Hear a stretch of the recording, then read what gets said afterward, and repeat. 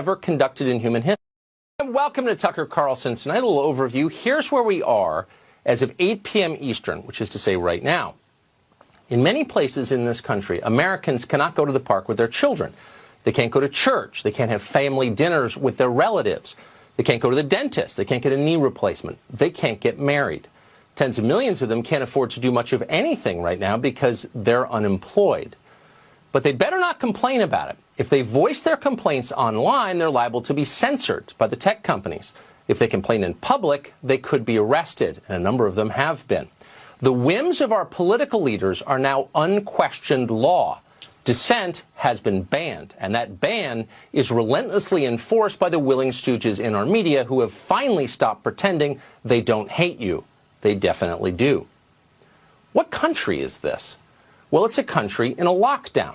We're told we have no choice but to do this, to stop our lives completely. Mass quarantines, they tell us again and again, are the only way to save lives. But that's a lie. They don't know it's true, despite what they claim. There is no scientific record to consult. It's never been done. We're currently living through the largest and most expensive experiment ever conducted in human history. We have spent trillions of dollars and crushed millions of people purely on the guess that a nationwide lockdown would save us from the coronavirus. Has it worked? Was the guess correct? Let's look at the data. That's where we should always begin. It's what our leaders should be consulting daily. Here it is. As of tonight, 8 U.S. states have not issued statewide shelter-in-place orders for their citizens. Those states are Arkansas, Iowa, Nebraska, North Dakota, Oklahoma, South Dakota, Utah, and Wyoming. The question is, have these states suffered for not locking down? And the answer is no, they haven't, at least not yet. Currently, all 8 states are below the national average in coronavirus cases and deaths per capita. That's not to say they've been immune to the virus. They haven't been. But they definitely have not been hit harder than other states. Now, as a matter of social science, those 8 states are, it is true, on average smaller and less dense, in some cases much less dense than the hardest hit states. But you can adjust the numbers. In a recent article, journalist and professor Wilfred Riley did the math on this. He compared states that are locked down to states without lockdowns. He then performed statistical regressions that accounted for population, density, income levels, age, and racial diversity. He put his formulas right up there and challenged people to run the same numbers through those formulas or change them, come to a different conclusion if they could. No one has so far. Here's what he found. He found that a state's lockdown strategy had virtually no effect on how severe its outbreak of the Wuhan coronavirus was. Are you surprised by this? Maybe you shouldn't be. You can see the same trend at work in other countries. Sweden, most famously, has never locked down. Restaurants there have never closed. That country is still suffering from coronavirus, suffering more, in fact, than we are here in the U.S.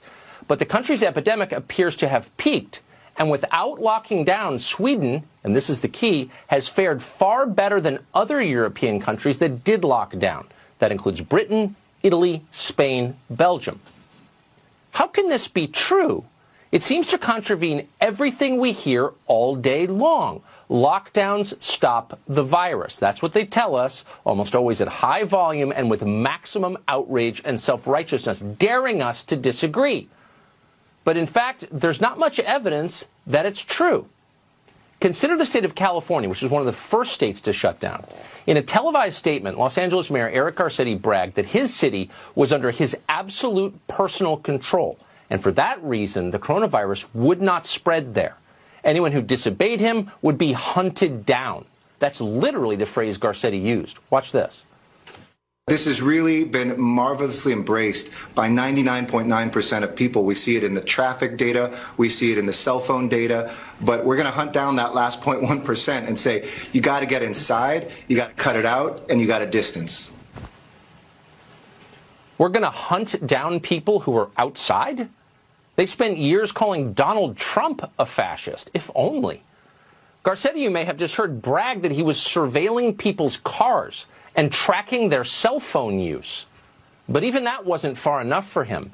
Garcetti also intentionally ruined city parks in Los Angeles just so that nobody could use them without his personal authorization. We saw this week, for instance, at the skate park at Venice Beach, and people were there, so we had to put sand into the skate park to make that unusable for now. When we come out of this, we'll clean that sand out. No modern political leader in this country has ever talked like this, ever. And yet suddenly in cities across the nation, so many of them are talking just like that. It's authoritarian. Has this new authoritarianism produced results apart from a surge of power for the politicians exercising it? Well, let's see. Again, to the numbers. A new study by researchers at USC, University of Southern California, tested large groups of people in Los Angeles County for coronavirus antibodies. They found that as of early April, up to 5.6% of the entire county had contracted the illness. That means up to 320,000 adults in Los Angeles apparently had already had it. At the time, the official number of infected people was about 8,000. City officials had no clue. They weren't even close. The virus had spread throughout a huge population right in the middle of the most restrictive quarantine in American history. What does that tell you? It tells you the lockdown didn't work. The question is, why exactly did it fail? And we don't know. We can only guess. Maybe people ignored the requirements of it, or maybe full enforcement of it was impossible, despite the fact they were tracking people's cars and cell phones. Or maybe forcing people to stay inside all day isn't actually a good way to contain a virus. Whatever the reason that it failed, it did. Our leaders guessed wrong. They claimed that a lockdown would halt the spread of the virus. It did not do that, not even close. And they need to admit that. And then we need to change our approach based on the science, not on their whims, on the numbers, on what we've learned. But we're not doing that. Public officials are instead, by and large, ignoring any evidence that indicts their policies, or critically, that might threaten their new and much-loved power. They don't want to know what the facts are. Indeed, some of them are even now, right now, promising even longer lockdowns, ones that extend maybe through the end of the summer, and even tougher punishments for those who disobey them. They're deploying drones to catch people who dare to go outside. Americans. This is insanity. It is definitely, and this cannot be stated emphatically enough, it is definitely not science. This is not science. It has nothing to do with the public's health, much less the broader public interest. This is instead what happens when mediocre people suddenly find themselves with godlike power, deciding who can go outside, when people can get married, which medical procedures you're allowed to have. That's a feeling of omnipotence, and they like that feeling. It fills an empty place inside. They don't want to give it up. They want it to last forever, even as the country dies. But it can't last forever because it's not their country. It's ours.